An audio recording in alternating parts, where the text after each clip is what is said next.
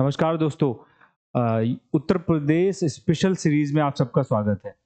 हम लोग उत्तर प्रदेश का जीएस पढ़ने जा रहे हैं और इसमें जो फर्स्ट क्लास हम लोग करने जा रहे हैं वो है उत्तर प्रदेश का परिचय, इंट्रोडक्शन। इसमें हम लोग उत्तर प्रदेश के बारे में बहुत बेसिक चीजें समझेंगे। उसके बाद हम लोग जैसा सीरीज पूरी चलेगी, हमारी ज्योग्राफी के पार्ट जो है उत्तर प्रदेश के, कल्चर के पार्ट, कौन से दर्शनीय स्थल हैं ना, इकोनॉमिक्स का पार्ट, वो सब कवर करेंगे। तो पहला हम लोगों का जो पोर्शन आज हम कवर करने जा रहे हैं वो है उत्तर प्रदेश का परिचय, इंट्रोडक्शन उत्तर प्रदेश का। इंट्रोडक्शन करने से पहले हम एक चीज समझते हैं और वो है कि उत्तर प्रदेश है कहाँ पर। ये हम सबको पता है कि उत्तर प्रदेश भारत का सबसे बड़ा राज्य है। 24 करोड़ की आबादी के साथ में सबसे बड़ा राज्य उत्तर प्रदेश है। उत्तर प्रदेश की अगर आप स्थिति देखोगे तो जब हम इसकी ज्योग्राफी पढ़ेंगे तो और ज्यादा समझ में आएगी। अभी आपको बस इतना समझना है कि उत्तर प्रदेश देखो नॉर्थ में है, नाम में उत्तर प्रदेश लगा हुआ है और ये अ, इन राज्यों से घिरा हुआ है जिनके नाम हम लोग देखने जा रहे हैं। उनमें से तो एक तो दो उत्तर प्रदेश एक अंतर्राष्ट्रीय सीमा भी बना रहा है नेपाल के साथ में। ठीक है, तो नेपाल उत्तर प्रदेश की बाउंड्री पर है। इसको छोड़कर 8 राज्य भारत के ऐसे हैं जो उत्तर प्रदेश के साथ में अपनी सीमा बनाते हैं। ये नाम बहुत पूछे जाते हैं कि कौन-कौन से राज्य बनाते हैं। अच्छा, इसमें अगर दिल्ली भी शामिल कर दो तो 9 हो जाते हैं, लेकिन दिल्ली राज्य नहीं है पूरा, दिल्ली केंद्र शासित प्रदेश है। तो दिल्ली और दिल्ली के साथ में 8 राज्य, तो टोटल 9 हो गए दिल्ली मिला दोगे तो। और नेपाल भी मिला दोगे तो 10 हो जाएंगे बाउंड्री पे, जो चीजें आपको याद रखनी है। कौन कौन से हैं देखो, उत्तराखंड नंबर 1, फिर ऊपर हिमाचल प्रदेश, ये हुआ हरियाणा, 3 ये हो गए। ठीक है, फिर राजस्थान, मध्य प्रदेश इधर, और फिर इधर आ जाओ आप छत्तीसगढ़, झारखंड और बिहार। ये कुछ राज्य हैं जो उत्तर प्रदेश की सीमा पर हैं। ठीक है, और नेपाल के साथ में याद रखना है उत्तर प्रदेश एक पोरस बाउंड्री बनाता है। पोरस, ये आपने वर्ड सुना होगा, जहां पर आना जाना या जो लोगों का आवागमन है वो फ्री होता है, आपको वीजा की जरूरत नहीं है। ठीक है, लोग आ जा सकते हैं। और ये वैसे भी पता होगा कि नेपाल के लोग तो यहाँ की सरकारी नौकरियों तक में आ सकते हैं। ठीक है, तो अंतर्राष्ट्रीय सीमा है लेकिन एक पोरस बाउंड्री उत्तर प्रदेश बनाता है नेपाल के साथ में। ठीक है, तो ये उत्तर प्रदेश है 75 जिलों के साथ में, 24 करोड़ की आबादी के साथ में भारत का सबसे बड़ा राज्य है, जिसके बारे में हम लोग पढ़ने जा रहे हैं। ठीक है, पहली चीज जो हमको समझनी है, ये उत्तर प्रदेश बना कैसे, ये इतिहास है उत्तर प्रदेश का। अच्छा, ये चीज बनी बहुत होती है, ईयर बहुत कंफ्यूजिंग लगते हैं देखने में, लेकिन इसमें है कुछ ज्यादा नहीं। पता नहीं कितनी बार इनसे क्वेश्चंस बनाए गए हैं एग्जाम्स में कि कैसे बना। अच्छा, इसका मतलब ये नहीं, देखो ये 1834 से कहानी शुरू हो रही है। इसका मतलब ये थोड़ी ना कि उत्तर प्रदेश इससे पहले था नहीं। इससे पहले उत्तर प्रदेश में नवाब रूल करते थे, अवध के नवाब बोले जाते थे, लेकिन वो यहाँ मैं नहीं बता रहा क्योंकि वो उत्तर प्रदेश के इतिहास में हम पढ़ेंगे। ये अवध एक स्वतंत्र राज्य कैसे बना, अवध के नवाबों का क्या रोल है, और उससे भी पहले मुगल काल में अवध की क्या स्थिति थी, उससे भी पीछे जाएंगे, सल्तनत में क्या स्थिति थी, फिर प्राचीन इतिहास में क्या था उत्तर प्रदेश का इतिहास, वो सब इतिहास का काम है। अभी हम मॉडर्न टाइम का देख रहे हैं, आधुनिक समय में अंग्रेजों के आने के बाद उत्तर प्रदेश कैसे बना। ठीक है, तो देखो अंग्रेज जब यहाँ पर आए तो एक चीज सबने सुनी होगी, उन्होंने 3 प्रेसिडेंसी बनाई। प्रेसिडेंसी बोला जाता है 3 क्षेत्रों, बॉम्बे, मद्रास और कलकत्ता। कलकत्ता प्रेसिडेंसी, बॉम्बे प्रेसिडेंसी और मद्रास प्रेसिडेंसी। तीनों देखोगे आप तो बिल्कुल भारत की समुद्री सीमा पर है, भारत के व्यापार को नियंत्रित करने के लिए। मद्रास बिल्कुल नीचे साउथ में, ठीक है, बॉम्बे पश्चिम की तरफ और कलकत्ता पूरब की तरफ, तीनों जगह उन्होंने बना ली। चौथी प्रेसिडेंसी, प्रेसिडेंसी मतलब जहां पर उनका अधिकार हो जाता ना बड़े हिस्से में, वहां पर एक अपना गवर्नर बिठा देते थे, तो उसी को प्रेसिडेंसी कहा जाता था। तो चौथी प्रेसिडेंसी उन्होंने बनाई, उसका नाम था आगरा प्रेसिडेंसी 1834 में। बस यहीं से कहानी शुरू होती है उत्तर प्रदेश की। आगरा प्रेसिडेंसी बनाई गई और आगरा ही राजधानी बन गई इसकी। अच्छा, इसके बाद क्या हुआ, इस प्रेसिडेंसी का नाम बदला गया आगरा प्रेसिडेंसी का, क्योंकि अब आगरा के आसपास का बहुत बड़ा हिस्सा इन्होंने कंट्रोल कर लिया। अब जितना एरिया बढ़ता जाएगा, अब उसको नाम सिर्फ आगरा तो नहीं दे सकते, उसका नाम बदला जाएगा। तो इन लोगों ने क्या किया, इसका नाम बदलकर नॉर्थ वेस्टर्न प्रोविंस कर दिया, उत्तर पश्चिम प्रांत 1836 में। और इसमें कुछ बड़े हिस्से जिसमें आज के राजस्थान का अजमेर है, जयपुर है, वो सब शामिल कर दिए गए। अब एरिया ज्यादा बढ़ गया था ना, इस वजह से इन्होंने आगरा प्रेसिडेंसी का नाम बदल के उत्तर पश्चिम प्रोविंस नाम कर दिया, बस और कुछ नहीं है, वही एरिया है, बढ़ गया। अच्छा, फिर एक लंबा बड़ा समय आता है जो इतिहास में सबने पढ़ा होगा कि भारत में 1857 की क्रांति हुई, 57 की क्रांति। और 57 की क्रांति के ठीक पहले, अगर आप 57 की क्रांति में जाओगे तो एक कारण लिखा जाता है कि 1856 में अंग्रेजों ने अवध को, जो अवध के नवाब होते थे, अभी तक देखो अंग्रेजों के पास सिर्फ आगरा है, अवध नहीं था। अवध मतलब जो लखनऊ के आसपास वाला क्षेत्र है। लेकिन 1856 में हम लोग क्रांति के कारणों में पढ़ते हैं कि अवध को जबरदस्ती अंग्रेजों ने ईस्ट इंडिया कंपनी में मिला लिया, कुप्रबंधन, मिसमैनेजमेंट के आधार पर, कि अवध के नवाब मैनेज नहीं कर पा रहे हैं, बढ़िया काम नहीं चला पा रहे हैं। अब अंग्रेजों के पास अवध भी आ गया, 57 की क्रांति में सफल रहे तो अवध उन्होंने पूरा कब्जा कर लिया। अब उन्होंने क्या किया, अवध को भी इसमें मिला दिया। तो देखो यहां पर क्या लिखा, पहले तो 1858 में अवध को ब्रिटिश नियंत्रण में ले लिया गया, ठीक है, और दिल्ली इसमें शामिल था। एनडब्ल्यूएफपी जो लिखा है, एनडब्ल्यूपी, इसमें अजमेर, जयपुर, दिल्ली भी था, देखो दिल्ली मैंने नहीं लिखा, ये शामिल था। और इसमें से दिल्ली को अलग करके कर दिया गया, पंजाब की तरफ कर दिया गया। ये 1857-58 के समय में एक बड़ी चीज ये हुई, बस हमको ये याद रखना है कि अवध को ईस्ट इंडिया कंपनी में मिला लिया। अब अवध को भी मिलाना था तो उन्होंने क्या किया, 77 में जाके इन लोगों ने अवध को भी इसी में जोड़ दिया। जो हमारे पास एक प्रोविंस था ना, एनडब्ल्यूपी, नॉर्थ वेस्टर्न प्रोविंस में अब क्या जोड़ दिया गया, अवध कर दिया गया, अवध को जोड़ दिया गया। ठीक है, ये अगली घटना हुई 77 में। ये बहुत पूछा था, अवध को कब आगरा प्रेसिडेंसी में नॉर्थ वेस्टर्न प्रोविंस में जोड़ा गया। ठीक है, अच्छा फिर क्या हुआ, अब देखो इसका अब बस नाम बदले जाएंगे और कुछ नहीं किया जाएगा। अब इसके बार बार नाम बदले गए, ये जो रेड कलर के हैं ये इनके नाम बदलने के काम है। अब इसका नाम कर दिया गया आगरा और अवध संयुक्त प्रोविंस। इसको मैं हटा दूं अगर वो, तो United province of Agra and Awadh, ये नाम दिया गया, आगरा एंड अवध। संयुक्त प्रांत का मतलब है यूनाइटेड प्रोविंस, इंग्लिश में बोलते हैं, ऑफ आगरा एंड अवध, ये नाम दे दिया गया दो में। फिर इसका अच्छा एरिया जब और बढ़ता गया, अब आगरा अवध के नाम से इनको नहीं रखना था। देखो ये सब एरिया बढ़ने से हो रहा है, आगरा में अवध शामिल हुआ तो आगरा अवध नाम हो गया। अब अवध भी से भी एरिया और बढ़ गया, पूर्वांचल वाला एरिया भी इनके पास आ गया, बनारस बनारस वाला, तो अब आगरा अवध भी नहीं रख सकते, तो इन्होंने क्या नाम दे दिया उसको, United province of British India. United province UP ऐसे लिखा रहने दिया गया, यूपी, और बस आगे आगरा अवध की जगह क्या लिख दिया, ब्रिटिश इंडिया, ब्रिटिश इंडिया, ये नाम दे दिया गया। 37 में इन्होंने क्या किया, ये ब्रिटिश इंडिया का नाम हटा दिया और सिर्फ इसको नाम दे दिया गया यूनाइटेड प्रोविंस। चलो ये हटाता नहीं हूं मैं, यूनाइटेड प्रोविंस या संयुक्त प्रांत, यूनाइटेड प्रोविंस। ठीक है, इसके बाद जब देश आजाद हो गया, अब देखो ये नाम से बड़ा इंपॉर्टेंट कि उत्तर प्रदेश कोई नाम थोड़ी ना है। अगर आप सोचो मध्य प्रदेश, उत्तर राज्य में कुछ नाम झलकना चाहिए। आंध्र प्रदेश जैसे भाषा उनकी दिखती है, आंध्र, तमिलनाडु तमिल प्रदेश कहलाता है। उत्तरी तो दिशा के हिसाब से बना हुआ है, मध्य प्रदेश, उत्तर प्रदेश, इनके कोई नाम थोड़ी ना। लेकिन ये यूनाइटेड प्रोविंस से नाम इसका इतना फेमस हो चुका था, ये यूपी शॉर्टकट इतना फेमस हो चुका था कि आफ्टर इंडिपेंडेंस यूनाइटेड प्रोविंस तो बदल दिया गया, बस उसी की जगह उसको उत्तर प्रदेश कर दिया गया कि ये हमारा जो शॉर्टकट है ये बना रहे। ठीक है, तो 24 जनवरी 1950 को इसका उत्तर प्रदेश नामकरण कर दिया गया, इसलिए उत्तर प्रदेश दिवस मनाया जाता है 24 जनवरी। ये तो पता होगा, ये क्वेश्चन बहुत पूछा था, यूपी का राज्य दिवस किस तारीख को मनाया जाता है, 24 जनवरी क्या है, यूपी दिवस के रूप में मनाया जाता है, क्योंकि इस दिन इसका ये नाम पड़ा है उत्तर प्रदेश। ठीक है, अच्छा इसके बाद उत्तर प्रदेश में एक बदलाव और बहुत बड़ा हुआ, ये सबको पता है कि 9 नवंबर 2000 को उत्तर प्रदेश से उत्तरांचल को, जो अब उत्तराखंड के नाम से जाना जाता है, उसको अलग कर दिया गया और हमारा उत्तर प्रदेश का जो वर्तमान स्वरूप है, जो अभी हम देख रहे थे मैप में, वो बन गया।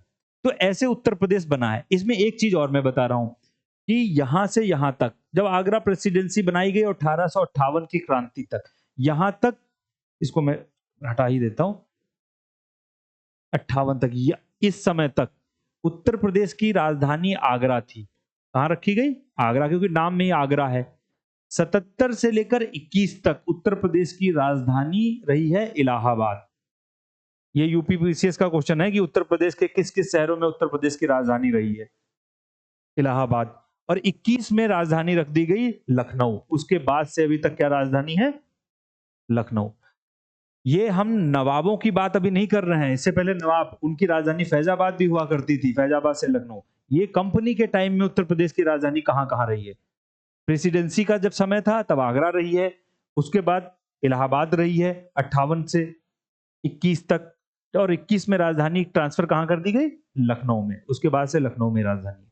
ठीक है, तो ऐसे उत्तर प्रदेश बना है और ऐसे इसका नाम पड़ा है, इतने इतने नामों से बदलाव हुआ है। ये हमें ईयर के साथ में याद रखना पड़ता है। यूपी में ये क्वेश्चंस पूछे जाते हैं इस वजह से।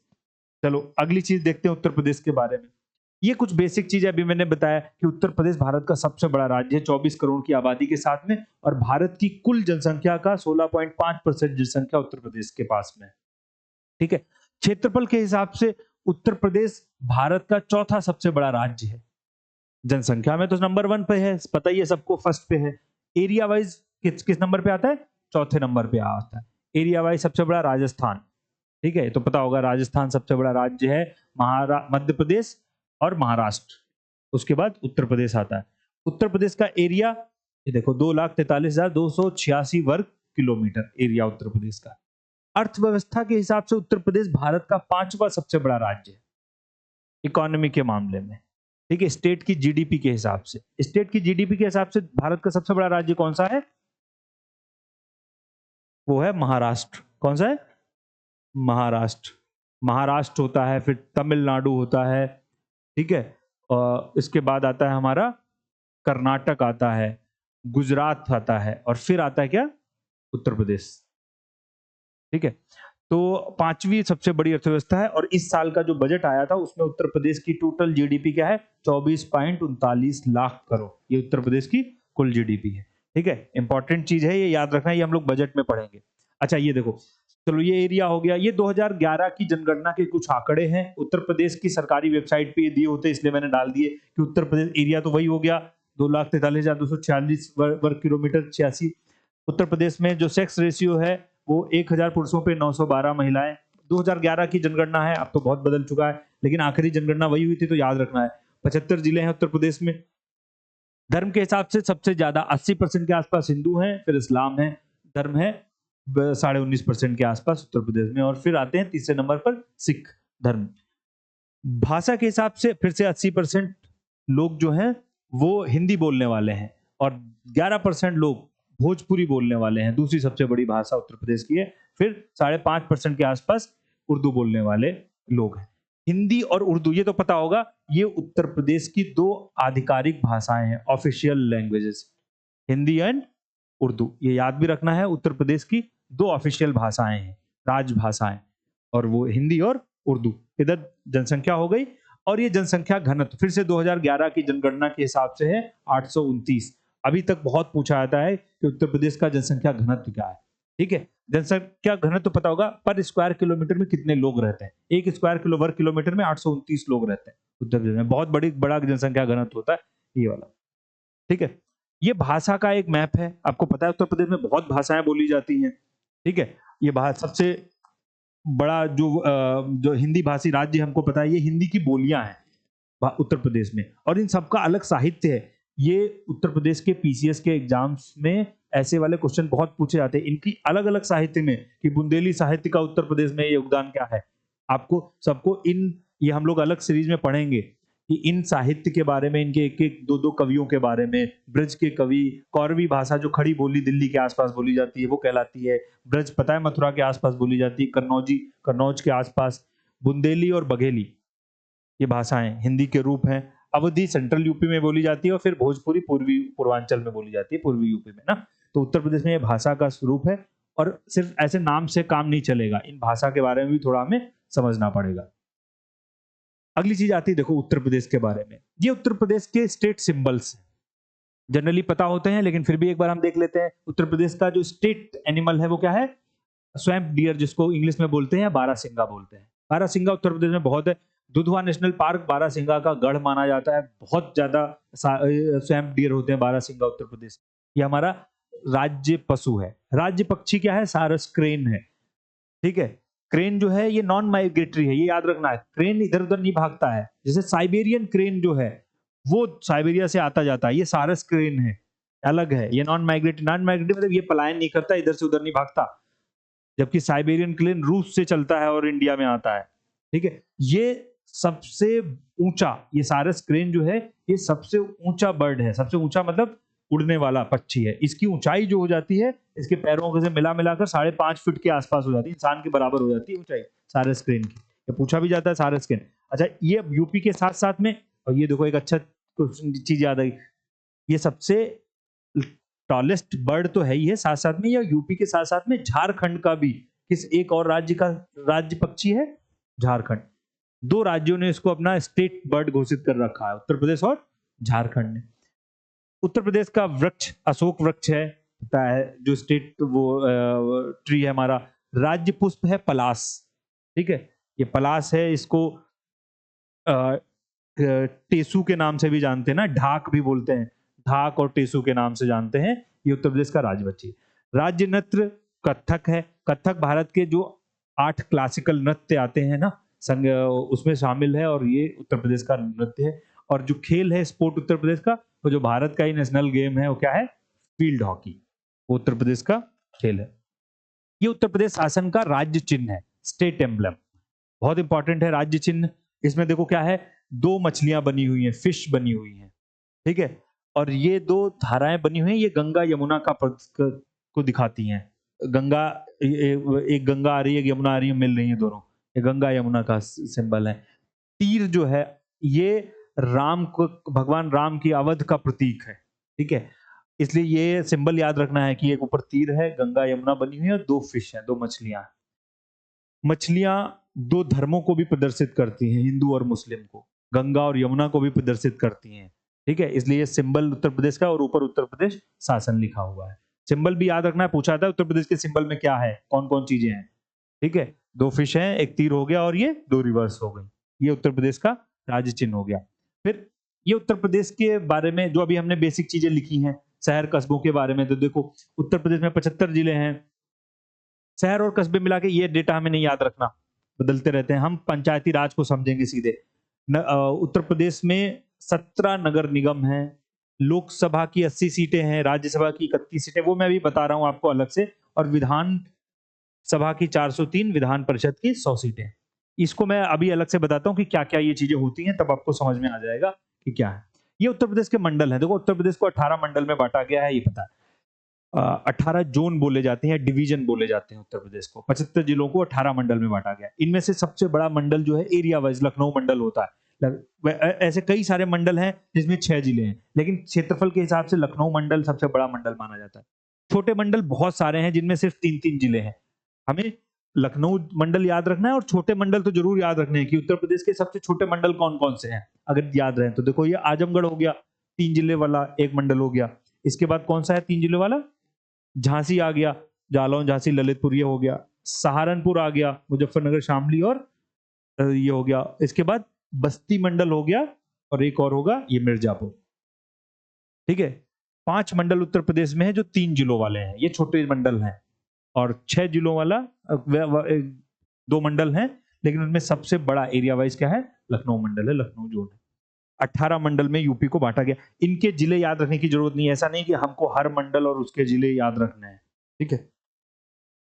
अच्छा, ये वो चीज थी जो अभी मैं बता रहा था कि उत्तर प्रदेश, देखो ये तो पता होगा सबको कि भारत में अभी के टाइम पे 6 राज्य ऐसे हैं जहां पर बाइकैमेरियल सिस्टम चलता है, हिंदी में बोलते हैं द्विसदनात्मक पद्धति, जहां पर 2 सदन है, ठीक है। वरना भारत के सभी राज्यों में एक ही, अगर ये 6 राज्यों को छोड़ दिया जाए तो एक ही सदन है, विधानसभा, ठीक है। सिर्फ 6 राज्य ऐसे हैं जहां पर विधानसभा के साथ साथ में विधान परिषद भी है, जिसको हम लोग लेजिस्लेटिव काउंसिल बोलते हैं, ठीक है। ये परिषद हर जगह, ये सदन सिर्फ 6 राज्यों में भारत के हैं, ठीक है। यूपी बिहार हो गया, महाराष्ट्र कर्नाटक, और आंध्र और तेलंगाना, बस ये 6 राज्य हैं जहां पर ये है, उत्तर प्रदेश में है। और विधानसभा तो भारत के सभी राज्यों में है, ठीक है। तो विधान परिषद ये उच्च सदन बोला जाता है, होता नहीं है इस जगह, लेकिन इसलिए काम का है क्योंकि उत्तर प्रदेश में है। और उत्तर प्रदेश में विधान परिषद की संख्या कितनी है, 100। इसके सदस्य एमएलसी कहलाते हैं, ये हम लोग पॉलिटी में समझेंगे, मेंबर ऑफ लेजिस्लेटिव काउंसिल। विधानसभा उत्तर प्रदेश में 403 लोगों की, जहां से सरकार बनती है उत्तर प्रदेश की विधानसभाओं से, ठीक है। और इसके सदस्य हमारे एमएलए कहलाते हैं, मेंबर ऑफ लेजिस्लेटिव असेंबली। तो 403 की विधानसभा उत्तर प्रदेश, भारत में सबसे बड़ी विधानसभा उत्तर प्रदेश की होती है, 403। ऐसे ही देश के बारे में अगर आप देखो तो देश में, देश की जो संसद है उसका उच्च सदन क्या होता है, राज्यसभा। ये देश की संसद, जैसे वहां पर उच्च सदन विधान परिषद था, राज्यसभा। तो भारत की राज्यसभा में 250 लोग होते हैं अधिकतम, कॉन्स्टिट्यूशन में हम पढ़ते हैं, लेकिन अभी के टाइम पे 245 सीट ही भरी जाती है उसमें 250 में से। और इसमें से उत्तर प्रदेश को सीटें कितनी मिली हुई हैं? 31। ये याद रखना है, ये भी बहुत पूछा था। भारत में की राज्यसभा में उत्तर प्रदेश को, या सबसे ज्यादा सीट किस राज्य की है? उत्तर प्रदेश की है। ऐसे ही लोकसभा जो चुनाव अभी होने वाले भी हैं, उस लोकसभा में भारत की 552 लोग अधिकतम हो सकते हैं, और अभी के टाइम पे 543 की लोकसभा बनाई जाती है अधिकतम, मतलब पूरी की कभी नहीं बनाई जाती है। और इसमें भी 543 में उत्तर प्रदेश की सीटें कितनी हो गई? 80 सीटें उत्तर प्रदेश की हो गई। ठीक है, ये उत्तर प्रदेश के हाईकोर्ट के बारे में है। ठीक है, बहुत इंपॉर्टेंट है। उत्तर प्रदेश भारत में पहली बार हाईकोर्ट बनाए गए 1862 में। कलकत्ता, बॉम्बे और मद्रास, 3 हाईकोर्ट बनाए गए। चौथे नंबर पे हाईकोर्ट कौन बनाया गया है? यूपी वाला हाईकोर्ट बनाया गया 1866 में। वो 3 बनाए गए 1862 में, कलकत्ता, बॉम्बे और मद्रास। 66 में बनाया गया, और इसका हेडक्वार्टर कहां बनाया गया? प्रयाग, इलाहाबाद में बनाया गया, इसलिए इलाहाबाद हाईकोर्ट है उत्तर प्रदेश का। लखनऊ में इसकी एक बेंच बनाई गई, इसलिए देखो लिखा हुआ सर्किट बेंच कहां पर है? लखनऊ में। लेकिन मेन हाईकोर्ट हमारा कहां है उत्तर प्रदेश का? इलाहाबाद हाईकोर्ट है। और ये बहुत इंपॉर्टेंट है, ये भारत का अभी के टाइम पे सबसे बड़ा हाईकोर्ट है। इसमें जजेस की संख्या कितनी है? 160। ठीक है, 160 जजेस होते हैं, और इस हिसाब से, इस लिहाज से ये भारत का सबसे बड़ा हाईकोर्ट बन जाता है। इसके पहले जो मुख्य न्यायाधीश जब 1866 में बनाया गया, तो पहले चीफ जस्टिस बनाए गए थे वाल्टर मॉर्गन। और अभी के टाइम पे ये याद रखना है, जब भी बदले तो चेक करके आना। इसका मतलब ये नहीं कि इन्हीं को याद रखना है, बदल सकते हैं ना। जस्टिस अरुण भंसाली अभी के टाइम पे क्या है? चीफ जस्टिस है इलाहाबाद हाईकोर्ट की। तो ये तो बदलते रहते हैं, जब भी एग्जाम हो तो आप इनका देख के जाओगे कि कौन चेंज हुआ है। हाईकोर्ट के बारे में ये चीज हो गई। इसके बाद देखो, ये जनरल कुछ फैक्ट्स हैं, ये हम लोग जब ज्योग्राफी पढ़ेंगे, इकोनॉमिक्स, तब समझ में आएगा। उत्तर प्रदेश को आर्थिक रूप से आगे बढ़ाने के लिए उसको 4 आर्थिक संभागों में बांटा गया है, क्षेत्रों में। ये क्वेश्चन कितनी बार पूछा गया होगा, मुझे लगता है इस बार शायद ही आरओ के पेपर में ये था। ये इकोलॉजिकल जोन कितनों में बांटा गया है? ठीक है, एग्रो क्लाइमेटिक जोन, खेती के हिसाब से उत्तर प्रदेश की जलवायु को देखते हुए उसको कितने हिस्सों में बांटा गया? 9 हिस्सों में बांटा। उत्तर प्रदेश में 7 कमिश्नरेट हैं। कमिश्नरेट पुलिस व्यवस्था या कानून व्यवस्था को मैनेज करने के लिए बनाई जाती है। ठीक है, तो 7 कमिश्नरेट उत्तर प्रदेश में है। ठीक है, कमिश्नरेट तो आजकल पूछी भी जाती हैं। नोएडा, गाजियाबाद, लखनऊ, कानपुर, प्रयाग, वाराणसी, और एक कौन सा बचा? आगरा। आगरा, ये उत्तर प्रदेश के 7 कमिश्नरेट है। ठीक है, नगर निगम उत्तर प्रदेश में, नगर निगमों की संख्या कितनी है? 17। और तहसीलों की संख्या उत्तर प्रदेश में कितनी है? 351। 75 जिले हैं, उसमें तहसीलें कितनी हैं? 351 तहसीलें हैं यूपी में। अच्छा, एक ये बहुत काम की चीज, पंचायती राज के बारे में, ये डेटा भी पूछ लिया जाता है। पंचायती राज सबको पता है कि शहर 3 स्तर पे बनाए गए हैं। त्रिस्तरीय पंचायती राज भारत में है, बलवंत राय मेहता कमेटी की सिफारिश से। सबसे निचला स्तर है ग्राम पंचायत का। तो उत्तर प्रदेश में गांव की संख्या कितनी है ग्राम पंचायतों की? 57,651। ये लास्ट चुनाव हुए थे उसका है डेटा, अलग अलग किताबों में लिखा होता है, इसलिए याद रखना है। आखिरी चुनाव में 57,691 ग्राम पंचायतों में चुनाव हुए। उत्तर प्रदेश में ब्लॉक या क्षेत्र पंचायतों की संख्या कितनी है? 822। ठीक है, उत्तर प्रदेश में जिला परिषदों की संख्या कितनी है? जिलों के हिसाब से, जहां जितने जिले हैं उतनी ही जिला परिषदें हैं। कितनी? 75। तो ये ग्रामीण पंचायती राज हो गया, ग्राम पंचायत, क्षेत्र पंचायत, जिला पंचायत। ऐसे ही शहरों में उत्तर प्रदेश में नगर पंचायत कितनी है?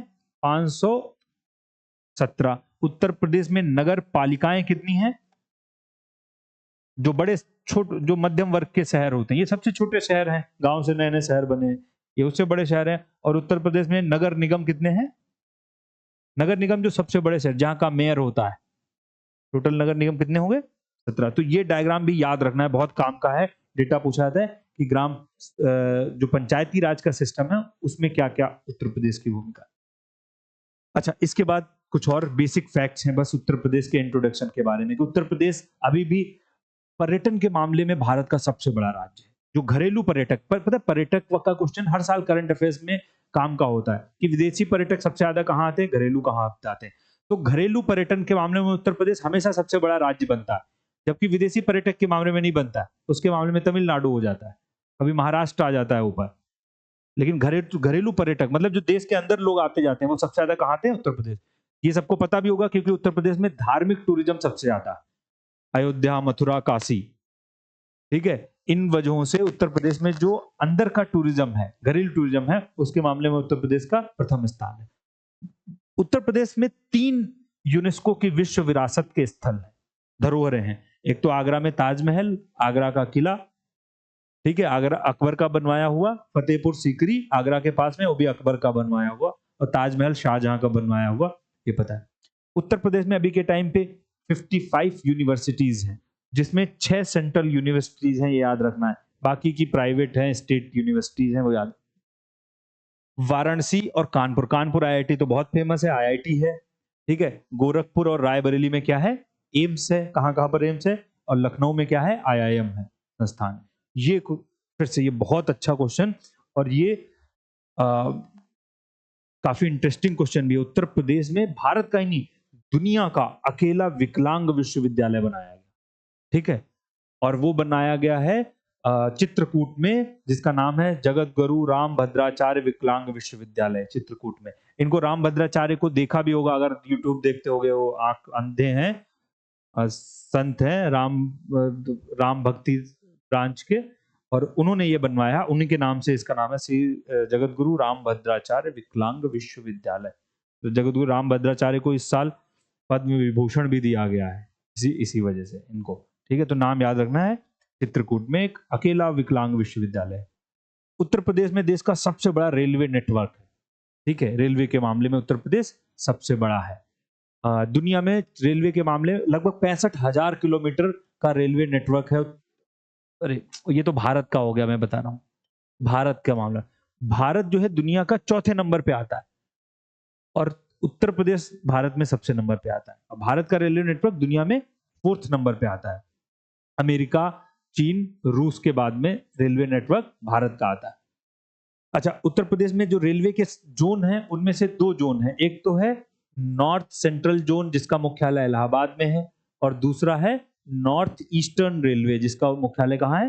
गोरखपुर। नॉर्थ ईस्टर्न तो बहुत फेमस है, ट्रेन देखते होंगे, और ये नॉर्थ सेंट्रल रेलवे का मुख्यालय इलाहाबाद। 2 रेलवे जोन भी है। देश का सबसे बड़ा रेलवे सड़क नेटवर्क भी कहाँ है?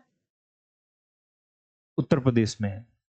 सबसे ज्यादा नेशनल हाईवे, रोड्स, ये एरिया ये इतना है, पॉपुलेशन इतनी है, तो सबसे बड़ा रोड नेटवर्क भी कहाँ है? उत्तर प्रदेश का, भारत का उत्तर प्रदेश में। अच्छा, और भारत का अगर देखोगे तो भारत जो है दुनिया में दूसरे नंबर पे आता है अमेरिका के बाद में। रोड के मामले में अमेरिका के बाद में भारत आता है। उत्तर प्रदेश में कई हवाई अड्डे हैं, लेकिन यहाँ पर अंतरराष्ट्रीय हवाई अड्डों की बस बात हम कर रहे हैं। हवाई अड्डे का अलग से वो देख लेंगे हम, नाम कहाँ कहाँ पे। जो अमौसी हवाई अड्डा, जिसको चौधरी चरण सिंह के नाम से जाना जाता है, लखनऊ में है। वाराणसी में लाल बहादुर अंतरराष्ट्रीय हवाई अड्डा, ठीक है। कुशीनगर में एक हवाई अड्डा बनाया गया अंतरराष्ट्रीय, बुद्ध का से संबंधित स्थान है। और जो चौथा अंतरराष्ट्रीय हवाई अड्डा जो बनाया जा रहा है, वो कहाँ पे है? जेवर, नोएडा में, ग्रेटर नोएडा में, जो अंतरराष्ट्रीय हवाई अड्डा बनाया जा रहा है, ठीक है। हाँ, तो ये हमारी कुछ बेसिक चीजें हो गई उत्तर प्रदेश के बारे में। ऐसे ये इंट्रोडक्शन समझने के बाद में, इसमें हमने बस उत्तर प्रदेश का बाहरी चीजें समझी हैं। फिर हम लोग उत्तर प्रदेश के जो जनरल स्टडीज के टॉपिक हैं, उनको अलग अलग पार्ट में, जैसे उत्तर प्रदेश का इतिहास, उत्तर प्रदेश का भूगोल, उत्तर प्रदेश की संस्कृति, उत्तर प्रदेश की अर्थव्यवस्था, ना, ऐसे कर करके हम लोग इस सीरीज को अपनी पूरी करेंगे। Thank you. आप विमर्श के साथ में बने रहिए, लाइक, शेयर और सब्सक्राइब करिए हमारे वीडियोस को।